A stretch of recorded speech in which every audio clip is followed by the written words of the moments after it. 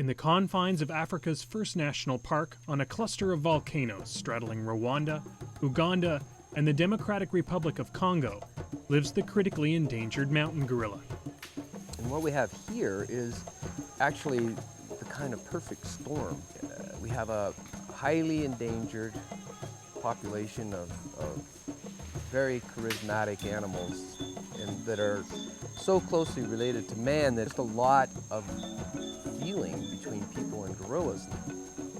Although there are only 800 mountain gorillas left on the planet, the animals would have been extinct long ago if it were not for the actions of an extraordinary man, an artist, scientist, and explorer from the American Museum of Natural History.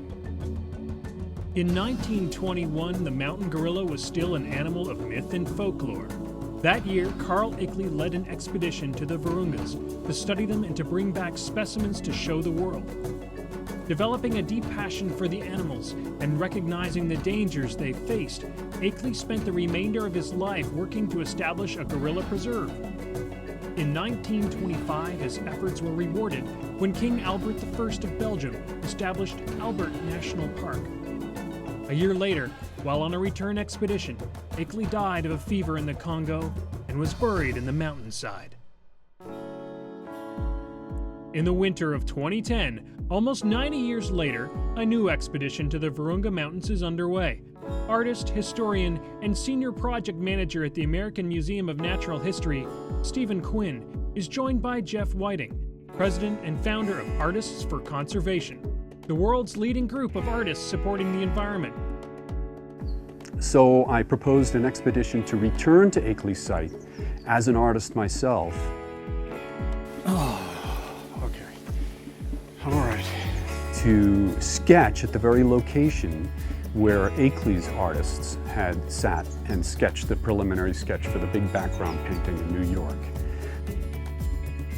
Using a century-old painting as a treasure map, the two traveled through war-ravaged countryside, past refugee camps, and over lands devastated by volcanic eruptions. They would climb a mountain in search of Ickley's grave and the original site of the American Museum's iconic mountain gorilla diorama, not visited since Ickley's death. There, they would tell the incredible story of a man who helped establish Africa's first national park and save the mountain gorilla from extinction.